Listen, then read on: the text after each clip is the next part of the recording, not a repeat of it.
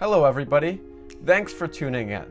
So in today's video, I'm going to be messing around with this HP Pavilion laptop from 2007, which as you can see is extremely reflective. Now, some of you may remember I did a video on this same laptop a little while ago, a few months ago actually, come to think of it. I'll leave a link to that video down in the description where I don't upgrade it and I just try gaming on it as is. But in this video, I'm going to be upgrading it to see if maybe I can get some decent gaming performance out of it, which still seems a bit doubtful, but once you see what upgrades I have in store, you actually will see that it might be possible to play some older games with decent frame rates on this 2007 laptop that was not at all meant for gaming. So what I'm going to do in this video is start by showing you how this laptop performs without the upgrade, and then I'm going to perform the upgrade and show you how it performs after that. And I'm going to show how I'm going to upgrade this as well, because I think that'll be quite interesting. So let's see how this absolutely prehistoric laptop fares today. Okay, so here are the full specs, everybody. Obviously, these are quite terrible, as you can tell yourself. I mean, we've got a dual-core CPU in there and an ancient graphics card, but at least it's running dual-channel memory. Of course, it has to share its memory with the graphics card, which doesn't have VRAM of its own. Now, you're probably thinking that there's absolutely no way that a machine like this is going to be able to run any games that came out after, say, maybe 2001. But I'm expecting to very significantly increase the gaming performance of this machine because I'm going to be using an external GPU dock, and this laptop supports CPU upgrades, in fact. So I'll be upgrading both the CPU and running an infinitely better graphics card by using the external GPU dock.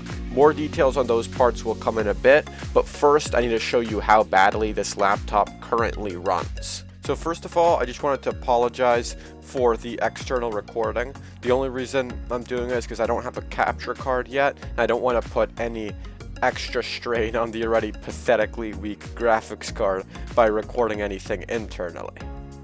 First up, let's see how Skyrim performs. And I've of course turned everything to low settings because I don't have any high expectations. Oh wow, okay, this is abysmally bad. Worse than I even could have ever expected. We have 3, 2 or 1 FPS at all times pretty much. And the GPU is pegged at 100%. So need I even call this unplayable?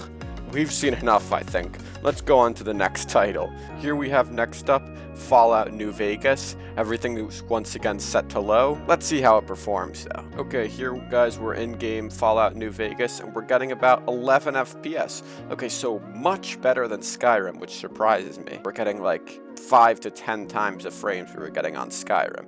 Skyrim only came out 1 year later, but of course this game is known for being very little demanding, even for a title that came out in 2010. Compared to Skyrim, this is the most playable thing in the world. Also, I gotta kind of hand it to this machine. One thing that it does well is it is quite quiet, even though its GPU is at 100%. I'm just kidding, guys. Low sound is never a proper excuse for terrible performance. Much rather have a very loud PC that performs properly. This thing probably just has a terrible cooling system. But you guys will get to take a look at it inside once I crack it open to upgrade the CPU. Let's go on to the next title then. Okay guys, so next up is Borderlands 2, and I'm making everything get set to lowest settings, but here the resolution, it actually allowed me to turn it down to 200 by 320, the minimum. It might actually get a decent frame rate at that resolution. So I turned it down to that. Let's see how it goes. Look at how big the mouse pointer is with that resolution. Okay, so before we continue, guys, I have to, in all seriousness, give you all a seizure warning, because you're about to see some flashing lights coming up, so if you do suffer from epilepsy, I highly recommend that you pause the video right now and go to the timestamp that I've left down below for where you should skip to so that you don't see the flashing lights. Okay guys, so now I'm in the game, and this is what I was talking about, the flashing lights, because look at this. I mean, this is so strange. I've never seen something like this happen. It looks like every frame, it does a flash. Because before it was a lower frame rate and the flashes were less frequent. So I believe the higher the frame rate, the more flashes we're gonna get. So obviously totally unplayable. I mean, it just looks absolutely ridiculous. And the resolution's so low that I could barely even get into the game, but here we go. Man, however bad this looks to you guys, I guarantee it looks worse to me right now in person. So I think I'm just going to close this game now that it's up to 30 FPS, so the flashes are much more frequent, because it's starting to give me a headache. So yeah, I better close it before it gives me a seizure. Next up, we have the original Crisis, not the remastered one, that's for sure. So now we're in one of the opening cutscenes of the game, and the one thing that is surprising to me here is that it does seem to perform slightly better, maybe by 1 or 2 FPS, than Skyrim does. Skyrim did come out 4 years after, but this was like the final boss of games for every gaming PC back when it came out. So obviously totally unplayable as expected, and now that's enough for the games tested. So now I'm going to talk to you guys about the upgrades that I'm going to do to this laptop to put some actual horsepower into it. So the time you've been waiting for has now come. It's time to talk about the upgrades that we're going to be doing to this terrible, terrible laptop. It's going to be massively upgraded, as I promised, if everything works out. So yeah, the first upgrade I'm going to do is not going to have such a massive impact, but that's because it's actually a CPU upgrade. But we're still limited by the socket, which is a very old one, and unfortunately still limited to dual-core chips. But right now it has the AMD Athlon TK55, and we're going to switch it out for one of the Turion family, which is a TL64. This one, it's also a dual-core chip, similar architecture, I think, to the TK55, which is in the laptop right now, but the main difference is I'm not an expert on architecture, so if anyone in the comments wants to fill us in a bit more about that, please go ahead and do so. But anyway, this is a dual-core chip as well, and the main difference is that this one's clocked at 2.2 gigahertz, and the TK55 in the laptop currently is clocked at only 1.8 gigahertz, which could make a nice difference for some games. Although the main bottleneck with this laptop is the graphics card. That's why this slight CPU upgrade will help to just give it a little more power, but what we're going to do later is upgrade the graphics card with the eGPU. Also, both the TK55 in the laptop currently and this TL64 came out in 2007, in case you were wondering. So both are very old chips. One more thing is I'm not entirely sure about BIOS compatibility. So if I take apart the laptop and I put in the new CPU and it doesn't work, well, that would be a bit of a disaster. It should have BIOS support just fine, unless the laptop manufacturer did not put a BIOS that supported chip upgrades, which would really be ridiculous. But hopefully that did not happen. The reason why it would be such a nightmare is if we switched it out and found out that the BIOS was not upgraded yet, is because taking apart this laptop is like putting together an extremely complicated puzzle. For some reason, this is not like any normal laptop where you just take off the bottom and easily access the CPU. It's nothing at all like that. I wish it was like that. There's easy access for RAM and hard drive, I'll give them that, but if you want to actually access the CPU, you have to take apart literally the entire laptop. And just there's so many connectors and stuff to miss, so hopefully I don't miss any. I've done it before, taking this apart that is. And this time it should be easier, but you're going to see me do that in a minute. Also, I'm just going to give you guys a little preview to what external GPU dock we're going to use. You're probably thinking, external GPU dock, that needs to have a Thunderbolt 3 port, which this laptop definitely does not have. But actually, there's an older version of an external GPU dock. This is the one I'm talking about. It's called something like the EXP GDC Beast. I'll leave a link to that down in the description in case you're interested. And it works with laptops that just have a port for a PCI 1X lane. And of course, the reason laptops have that is because of a network card. For a Wi-Fi card, you can replace the Wi-Fi card with this little connector, which this will replace the Wi-Fi card and allow The other connection you can see is actually HDMI. So this is what will allow us to use the external GPU. Of course, the big catch why most people don't do this is, well, one, it's a bit finicky to get to work, so hopefully you can get that to work later. More on that later though. And two, the other reason is because you're limited to 1x. Regular PCI slot for graphics card, as I'm sure most of you know, is 16x. So this is only 1x, but it should be fine just because this is such a bad laptop that even a graphics card running at 1x should be a huge improvement. A modern graphics card, that is.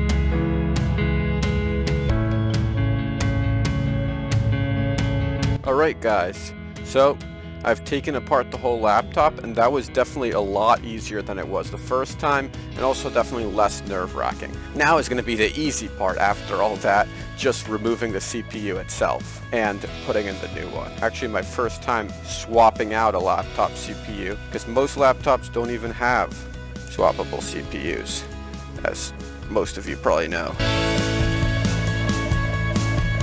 Just want to point out to you guys, you can see clearly here the swappable CPU, and that's the GPU right there, which doesn't have any thermal paste on it, which at first I thought was super weird, but I noticed it has this little thermal pad type of thing here. I don't know if you can see it, but it's like a bluish tinged pad. I'm just going to go ahead and remove the leftover thermal paste here. Okay, so all of that around is super hardened on, and yeah, I could use alcohol to remove it, but I'm not going to because it's on the edges anyways, and I just kind of want to continue with the video now and not have to wait for it to dry. Not going to bother removing that excess around there. Now I'll probably do that later off camera though. So here we got the new CPU.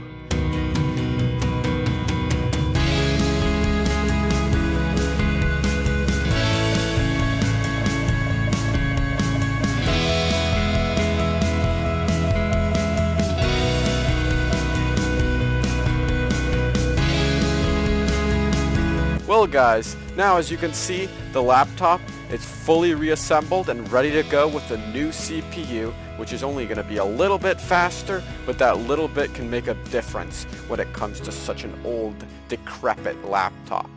The CPU in here has been replaced from being a TK55 to a TL64. They're both dual-core chips without hyper-threading, which is why this small difference is actually probably going to be an important one, and the clock speed of the one that we just put in is 400 megahertz faster, which will hopefully make a somewhat significant difference. Yeah, so it's time to see if this eGPU works now.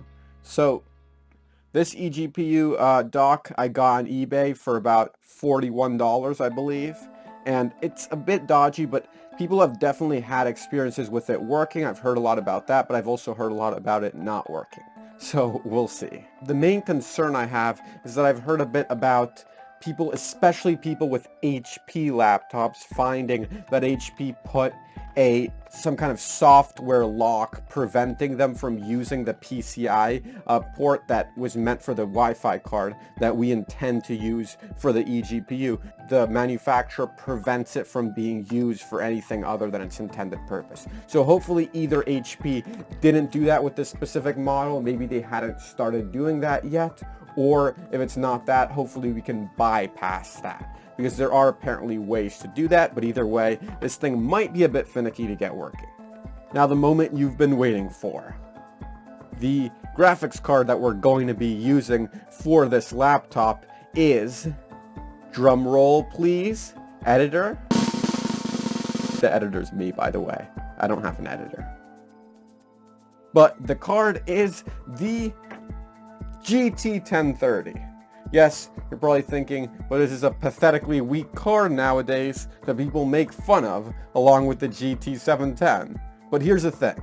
This is all the power that this laptop needs, because it's still got a dual-core CPU without hyper-threading, so the CPU is going to be what's holding it back in modern games. Anyway, let's get right to it. Let's see if this thing works, or if I wasted my money. So, I've just finished setting up the 1030 with the eGPU. Now, it went just about like this. I plugged everything in, and miraculously, it just worked. So why did it take so long? I'm wearing a different shirt because it's the next day now. I spent hours and hours trying to get that to work. Because even though I thought, oh, everything works great, there's two big hiccups that I ran into along the way that took a really long time to figure out. And the first one of those is that there was an overheating issue. I didn't realize at first when I switched out the CPU that the CPU that I just put in has a 35 watt TDP, and the one that this laptop was designed to run with has a 31 watt TDP. And I could not have imagined how big of a difference those 4 watts would make. Because what happens is that even at idle, the laptop overheats. But it took me a while to figure that out because I didn't even know it was overheating at first. Since it didn't occur to me, it would just randomly at one point turn off, and then I figured out that the CPUs have different TDPs. So that's how I got to the bottom of that. And then to fix it, I was originally gonna cut a hole in the bottom of the laptop so that I could access the CPU and then put a desktop tower cooler on top to keep it cool. That definitely would have worked, but then I would have had to cut a hole in the laptop. So instead what I did, I'm gonna show you in a minute, is I just put a regular fan, not a fan that's meant for PCs, just a fan that's meant to cool your house, a small one, and I just put it face down on top of the laptop. That worked flawlessly. But then where things really took a very long time to fix is when I was running into this issue where even though I was getting a display, I was getting error code 43 inside of Device Manager. There was a yellow triangle next to the GT 1030 and Device Manager. Games would not start, and the resolution was not correct at 1080p, which is the monitor's resolution, much higher than the laptop's resolution, but it's a nice upgrade. But finally I got it to work after trying so many different things, trying to get different driver versions, trying to rig older driver versions to work with newer cards, trying all sorts of things and fixes that I found online. I finally found this fixing tool that I just ran it, and it just worked. Just like that. Like, it fixed everything like so easily. If only I'd found that before, because I was spending hours and hours trying to fix this, and now everything works perfectly. So I'm just gonna go ahead and first show you guys the jankiness of the setup, and then I'll show you how the PC performs. So this is what I mean by pretty janky looking setup. As you can see, cables everywhere. So it's not the prettiest thing in the world, but it works. You have to actually use a power supply. Luckily I had a 430 watt one laying around. So that you need a power supply just to power the graphics card, even if it's like one like this that doesn't require much power at all compared to most graphics cards these days. Got my external monitor setup going there though, and here is how I eventually got the laptop to stop overheating, with this fan right here. I actually had to put it on max because it was already approaching 80, but now on max it seems to do just fine. There I've plugged in the from the PCI slot on the motherboard on the laptop here, connect it to the dock right there. Alright, let's see how she performs. Okay guys, so here we have it. As you can see, the new CPU here, the AMD Turion 64X2 TL64 at 2.2 gigahertz. And the graphics card here, the GeForce GT 1030, which no longer has that yellow triangle that was vexing me for hours. Can't tell you how glad I am to see that gone. But enough about that, let's get into some games. Wow, this is insane. We're getting 57 FPS. I was not expecting it to be this good, and I'm probably about to get killed by that thing over there because I forgot I loaded in at this point. But don't mind my skills, or lack thereof, I should say. No! Anyway, about 54 FPS, as you can see. The GPU is getting to about 70. Not exactly surprising, because the 1030 is still not a very good GPU. No, died again. But anyways, around 50 FPS, more than playable. An absolutely enormous upgrade over the way it was running before, with the crappy GPU from before. Let's move on to the next title, though. Well, here we are back in the New Vegas desert, in Fallout New Vegas, and this time with around 60 FPS. Actually, this monitor, I forgot to mention, is actually capped at 60 FPS, not currently overclocking the display or anything. So the GPU's still approaching 100% though, while we are running above low settings. Most things are around medium though. And the CPU is not even maxing out. Wow, I was not optimistic that this was going to work, but this is a solid gaming experience on this 2007 laptop. Actually, there is a little bit of stutter, realizing now in this title, something that I didn't notice with Skyrim. It might not have been the case, but it's very mild and it is playable, just because it's very infrequent. Let's go on to the next title, shall we? Okay, so here once again what's happening is that the CPU is holding back the GPU, although I'm surprised that it's allowing the GPU to reach 80 to 90%. I mean, for a dual core chip without hyperthreading, it holds up decently well to allow the GPU to get that high. There isn't really any stuttering, but the frame rate varies now between like 60 to around like 40. So there's a lot of variability there, but either way it's more than playable. I mean, it's around 60 FPS in many areas, like right now 60. And then there's drops, but there's no actual stutters like there were in New Vegas, really. So if you want to play this on a GT 1030 and a dual core chip without hyperthreading, know that you can. Let's go on to the next title. So here we are. This is about the umpteenth time that I've actually played the beginning of Crisis here, where I have to fall down from the plane. And right now we're sitting at around 30 to 40 FPS. What is quite noticeable here is that the GPU usage seems to actually be the limiting factor here, unlike all the other games, but it is Crisis. Just like Crisis to do something like that. We're at medium settings, by the way. We are playing Crisis, which came out in 2007 on a 2007 non-gaming laptop. Who would have thought? Certainly wouldn't have been possible back in the day, because the graphics card we're using right now, the GT 1030, came out 10 whole years after Crisis. So yeah, this is totally playable. Ideal? No. For a shooter, but it's above 30 FPS. The lack of stutter ensures that it is in fact quite playable. So yeah, you could definitely have a fun time on Crisis with this thing right here. Alright, that's it for the game tests for today. So, I could not be more pleased to say that the operation was a success. We were able to take this ancient decrepit laptop from 2007 and turn it into a gaming capable machine. Although they can only play older titles, maybe 10 years old. But hey, there's some fun to be had in games like the original Crisis. I'm kind of shocked we were able to get that to work. And of course it was mostly just for fun, but some of you might actually find what I proved in this video to be useful. That you can turn such an old laptop into a gaming capable machine. Like if you happen to have a laptop like this laying around, maybe you want to give a somewhat capable gaming machine to a younger sibling or something like that, and you have a low-end graphics card, the likes of the GT 1030 laying around, then I really cannot discourage buying this. I won't lie to you, having this laptop with like all the cables hanging out, having to have it open upside down on a table with a fan on it is not the most convenient. But desperate times call for desperate measures for us gamers. Because we got a game. That's about it for today though, guys. Now before I end the video, one more thing I just wanted to say. I noticed recently a lot of new subscribers on my channel, and thank you guys so much to those of you who have subscribed. It really means a lot, and if you haven't, please consider doing so if you enjoy the content on my channel. Alright, well now that's all for today, guys. Hope to see you all in the next one.